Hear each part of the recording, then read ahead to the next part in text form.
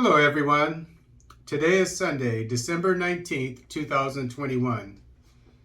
Insecurity. Henry government wants help, not soldiers.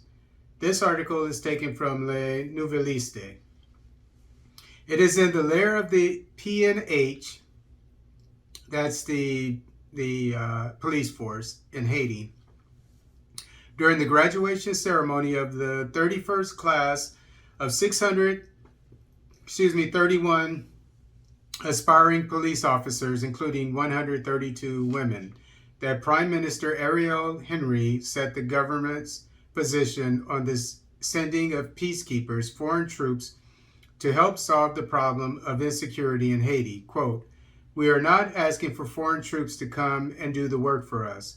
The formula has been tried in recent years, and once these troops have left, the situation has deteriorated and worsened," unquote, said Ariel Henry, head of the Superior Council of the National Police, CSPN. Quote, "We believe that this PNH that you are joining today is capable of fulfilling its mission, as long as it is given the appropriate means. This is the message we are sending to all of our friends, and I have good reason to hope that they will understand us and come along with our police in implementing their plans," unquote, said Ariel Henry. Quote, "Here I want to thank the friendly countries of Haiti who have, for several years, given clear support to our police. We will need their support for the acquisition of materials and equipment, but also for specialized training in the fight against terrorism and armed gangs," unquote, said Ariel Henry. Quote, "Even today," unquote, he continued, quote, "our Minister of Foreign Affairs is due to participate in a summit on strengthening security in Haiti. This is an initiative of the United States of America, which has invited many countries and international organizations to come and pool the means they can make available to the national police," unquote, said the Prime Minister Henry, who emphasizes that, quote, "This effort to coordinate support for the national police responds to an express request from my government," unquote. Haitian Chancellor Jean Genius, visiting the newspaper after attending this meeting, said the government has made known its demands. Quote, "We addressed our requests, made known our priorities, and the objectives to be achieved," unquote, said Jean Generous, stressing that the needs have been specified. Quote, "The training of the police, the equipment of the PNH, and armaments necessary to face the firepower of gangs, and intelligence service which must accompany us in the works of dismantling of the gangs," unquote, he said. "The Americans have changed their minds. Lethal equipment is expected," unquote. Mr. Todd Robinson of INL announced that from the beginning of next year, equipment and trainers will be in Haiti to support the national police, unquote, said Chancellor Jean Generous Armored. Quote, "There will be armored vehicles, and it seems to us that the United States government has changed its mind, because before they told us that we cannot provide lethal weapons. But how do you fight the gangs, face their firepower, if you don't have equipment, armored vehicles in particular? We need them, troop carriers, police officers. We need them," said Jean Genius, who explained how the Americans changed their minds. Quote, "Because before they were reluctant to provide us with lethal weapons. There were too many conditions," unquote, said the Minister of Foreign Affairs. Quote, "There is an emergency in the House," unquote, he insisted.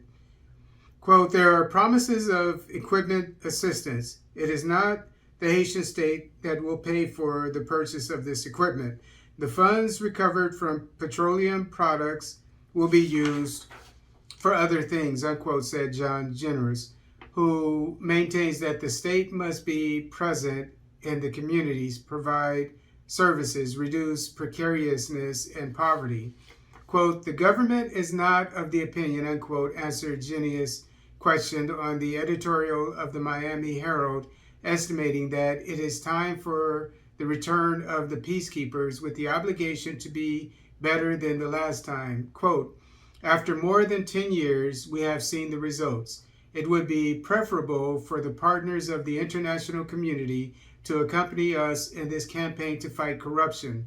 We are asking for international help to equip the police, train new brigades in the fight against terrorism, and also vetting, which is very important, unquote, said Genius.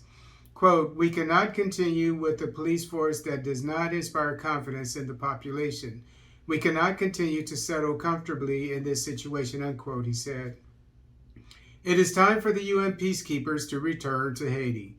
The situation is so serious, and this intervention must be at the corner of concerns today as the Biden administration convenes a virtual meeting of international partners to, quote, address the security, political, and economic challenges, unquote, on the island. But political and economic challenges cannot be met, let alone contemplate an election, until the lack of day-to-day security is addressed.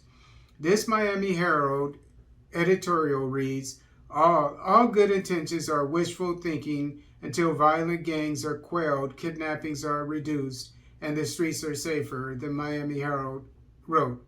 The police, such as they are, continued the Floridian newspaper, help and support the traffickers. When UN peacekeepers entered Haiti in 2004, the country was plagued by political chaos, violent drug traffickers, and a corrupt and overwhelmed police force. When the peacekeepers withdrew about 15 years later, little had changed. In addition, and you're inviting them back.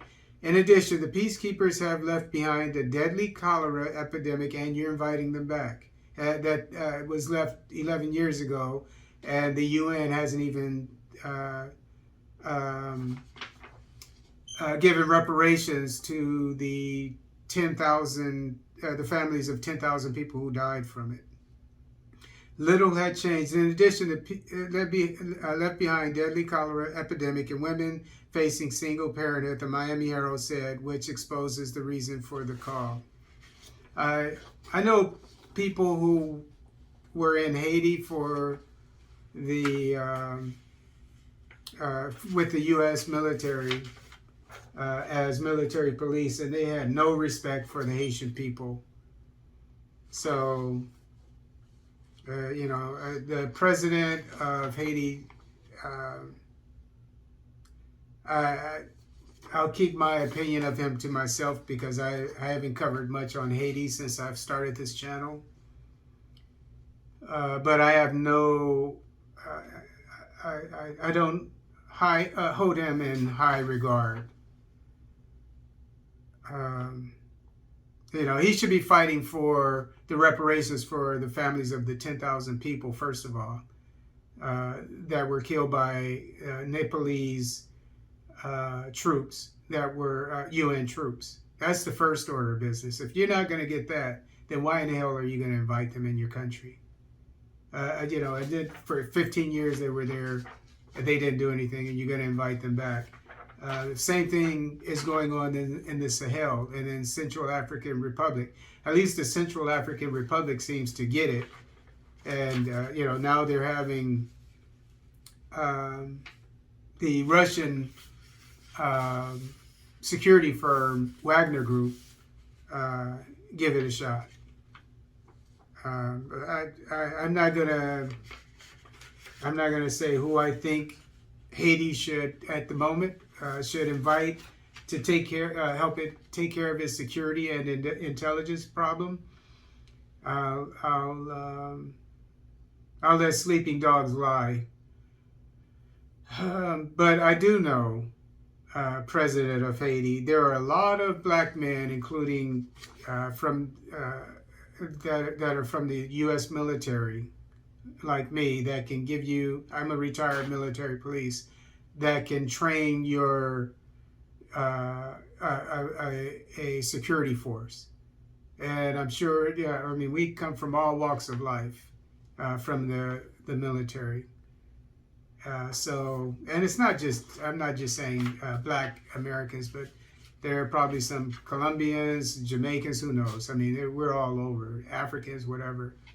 Um, I mean, if you want to invite people who have no respect for your people back to provide security for you, then so be it. But we will definitely keep an eye on Haiti and its security situation.